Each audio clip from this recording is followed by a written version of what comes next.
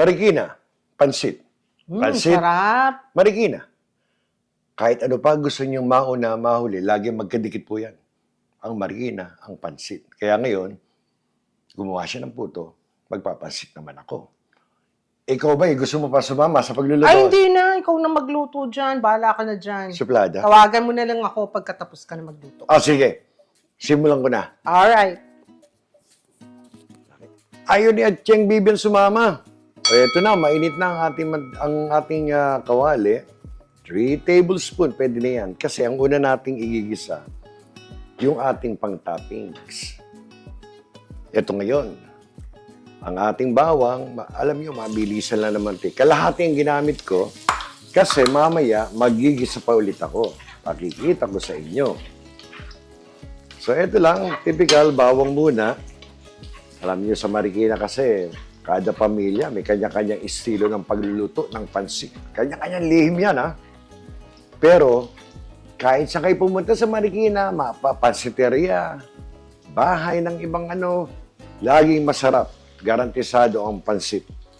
Okay, kalahating sibuyas. Brown na, ang ganda. Mabilisan lang. Kalahating bawang, kalahating sibuyas, gagamitin ko mamaya yan. Ayan na. Ayan na, nag-sweat na agad ang ating ganda ng apoy ko eh. Lagyan ko agad to ng konting paminta. Alam niyo na estilo ko, ayan na. Konti lang. Nilagyan ng patis. Konti lang, wala munang toyo kasi pag-toppings to. Patis muna ang aking estilo. Wala pa yatang 2 tablespoon yun. Huwag lang kasi yung ating mga isusunod dito, puro masarap na. May mga timplado na, like yung ating Chinese sausage, may mga kanya-kanya timpla. Sunod ko na agad ditong ating parang 1/4 na liempo. Iba-brown ko lang yung liempo. Ayan. Basta halu-haluin nyo lang.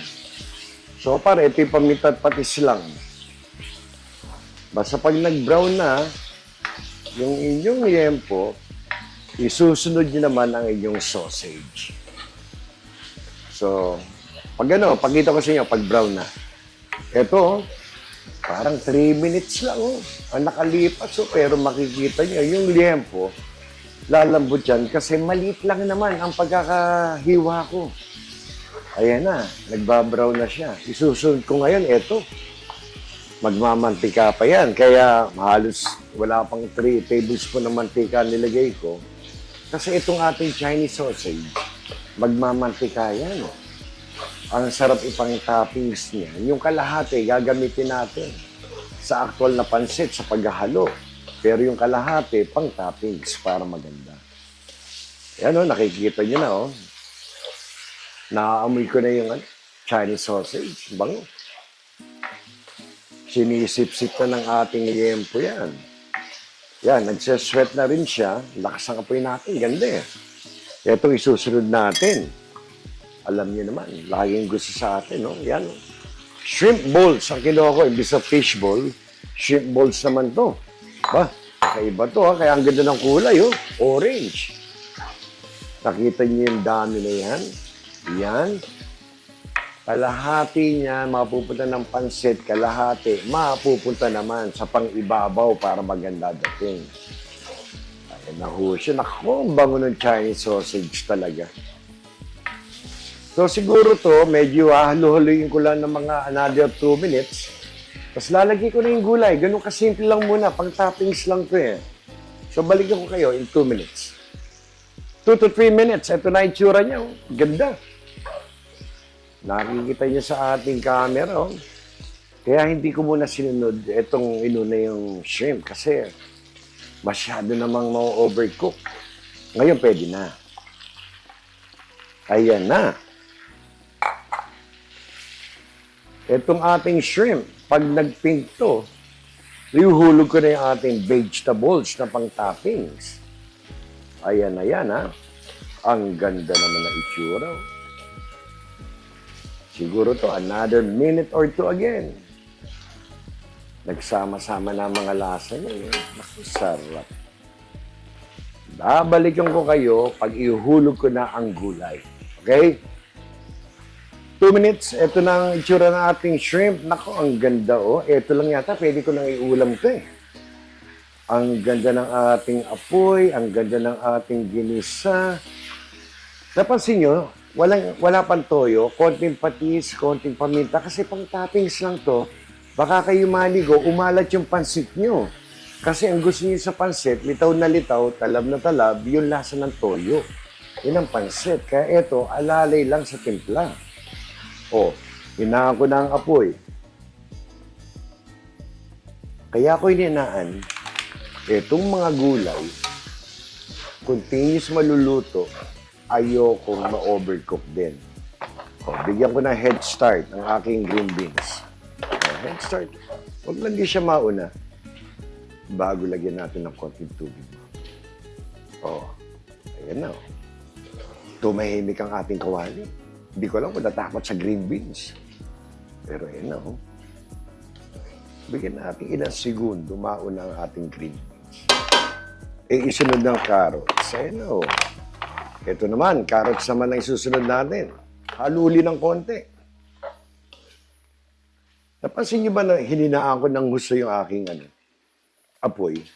Kasi ayokong maluto ng husto to. Mamaya, ihahalo natin to sa aktual na pansit. At pang toppings. Ayaw nyo naman na labog ang inyong mga gulay. Naka-head start ng konti. Bago ko ilagay ito, konting tubig lang. Kung ito 3 cups, not even 1 cup, half lang. Yes. Lakas ko ng konti. Ayan na, Para maluto lang, nagsama-sama na. Hindi ko titikman to. Alam ko na yung tamis ng gulay. Mga hipon. Ang sarap nito. Ayan na. Ayan na, nag-sweat na yung ating mga vegetables. Lalagay ko na to. Ayan o. Lagay ko na yung natin. Repolyo, Yan ang magiging pang-ibabaw sa ating pansit. Laging ganyan ang estilo ng mga taga-Marikina. Pagka-pansit nila, meron ng halo yung mismong pansit. May pang-ibabaw pa. Pag sinuwerte-swerte, may litsong kawali sa ibabaw. Yan, sa Marikina. Kahit saang pansiteria kayo pumunta, garantisado masarap. Kahit saang bahay nag-imbita sa inyo, masarap ang pansit. Hindi ko alam. Talagang kaduktong na ng mga taga-Marikina ang pansit. Done. Papatayin ko na. Hahanguin ko siya. Pag hahango nito, magigisa uli ako para yung aktual na pansit na. Okay?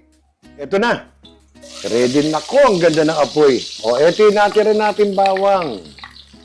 Nabilisan again. Ganda ng apoy natin. Huwag yung pababayaan. Malakas ang apoy. Nilagay agad ang sibuyas. Ayan na.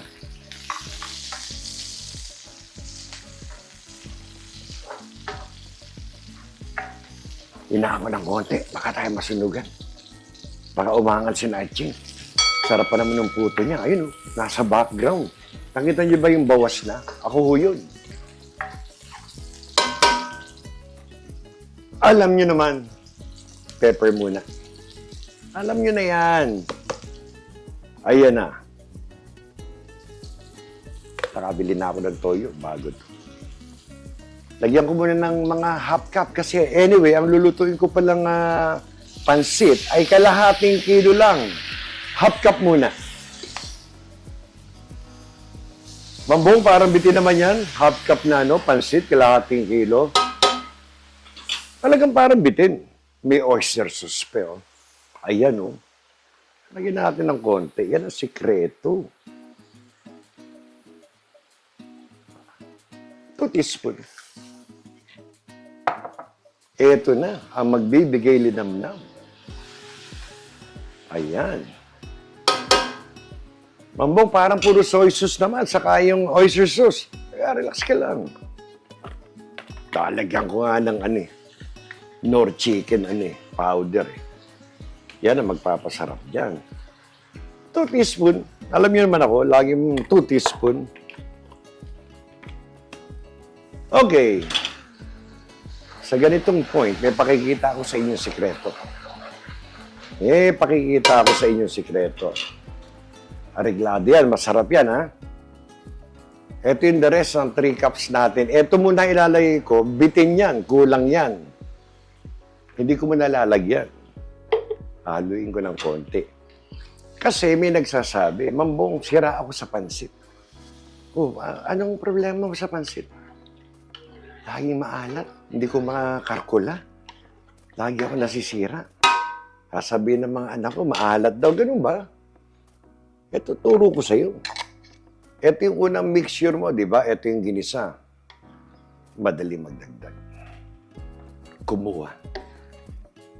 Ako alam ko, reglado na to. Pero pinakikita ko lang, pwedeng ganito. Ito, madali niyong ibalik. Ayan. Di ba? So ngayon, lalagyan ko na ng tubig. Do alam ko, matabang yan. Kasi binawasan ko. Pero, yun ang estilo na pwede mong gawin kung ikaw ay sira sa pansit. Na lagi na lang ikaw maalat daw. Ayan. Simpleng gisa lang yan, ha? Bawang, sibuyas, black pepper, nilagyan ko ng toyo, nilagyan ko ng oyster sauce. Itong tubig, mahirap sabihin kung kailangan mo ng 9 cups, kailangan mo ng less than that or more than that. Alam nyo, minsan ang pansit bihon, isa lang ang brand, pero minsan magkakaiba ng pagkakasip-sip ng tubig. So yan. Etong ganitong tubig, I will say this is about 8 cups. 7. Kasarapan muna to. Madaling magdagdag again. Ayan. Pag ito kumulo na, ilalagay lang natin yung ating bihon. Ba't di mo hinugasan? Binabad sa tubig. Sisip-sip ng tubig yung aking bihon. May iba lasa. Gusto ko, direkta agad dito para pag sip-sip niya, yung ginisa agad, malinamnam agad. Kaya pag kulo nito, babalikan ko kayo. Kumukulo-kulo na. Tikman natin. Alam niyo kung bakit importante yan. Yung ilalagay nating bihon, nakakaalat. Yung ilalagay nating toppings, yung kalahati, nakakaalat. So ayaw nyo nung maalat na agad itong pagbabaksakan ninyo ng bihon. Madali hong magdagdag ng toyo. Ito na. Tikman natin. Kailangan to medya-medya lang. May katabangan. Bakit to? Ito yung tinanggal ko kasi para pang safety. So, dadagdag ko na to. Do alam ko na yung dami ng Ricardo. Kaso pinakita ko lang sa inyo, yun yung pwede niyong gawin. Para wag maalat. Kasi madali niyong ibalik yung mixture na yun. Tulad niyan, binalik ko. So ngayon ito, kagandahan na. Medyo bumubula. Ito, ilalagay ko na ng direkta to. Pati natira. Eksakto. Kakatuwa naman itong aking luto. Tignan nyo. Paliliguan natin. Mambong, nabanggit nyo ba kung gaano karami ang tubig nilagay nyo? Mga 7 to 8 cups. Sabi ng aking tumbler. Hindi po ba marami yan? Depende. Makikita natin sa pagsipsip ng ating bihon kung kailangan pa natin ng tubig o sobra to. Kaya babalikan ko kayo. Siguro mga 3-4 minutes. Tinakpan ko lang. Ito siya ngayon, Sisip-sip na yan, Mambong, kabado ko para maraming tubig. Naku, tignan natin. Tignan natin. Pagbalik ko, Ito na, Pagbalik ko, pakikita ko sa inyo. Sabi ko sa inyo ilang minuto. Okay? I think about 8 minutes. Nakita niyo yung dami ng tubig. Sabi ko, baka mamaya. Kulangin pa. Pag yung pansit bihon ninyo, nakita niyo parang may maputi pa sa gitna. Medyo pa yan. hilaw pa ng konti. Tulad niya kung nakikita niyo sa overhead cam. Pero malapit na to. Ayan na, oh. Sa ganitong point na medyo may sabaw ng konti lang, diyan ko ilalagay yung ating tinitignan ko yung apoy, baka maubusan ko ng gas. Ayan, oh. Kaya ang sinasabi ko, pag tinimplahan nyo, huwag munang sobra. Kasi baka mapaalat kayo dahil ito ay may timpla. Lagyan natin, kalahati ba?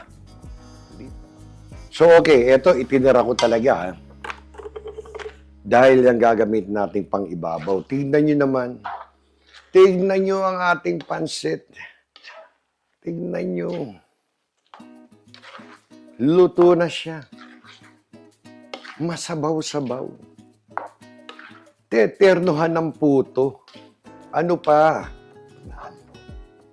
Ayan o. Medyo ginaganyan-ganyan ko na lang kasi ginugutom ako. Parang ang sarap po. Tignan nyo ang aming pansit. May sabaw. Ayan o, malasado. Ayan, ang aming pansit. Nalagyan pa ng pang-ibabaw. Tikman natin!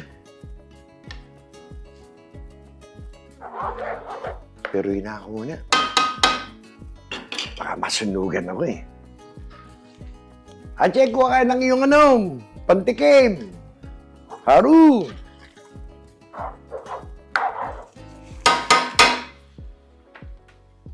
Barikay nyo.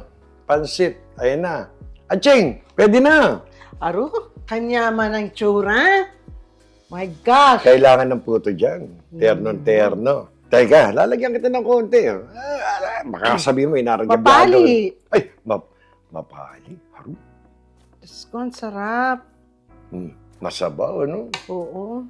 Ganyan kami sa Marikina. Kung ako'y Kung kayo nandito, Kung ako'y may lechong kawali, You lalagyan can natin judge ng it lechong yourself. kawali. Anak. Kapali.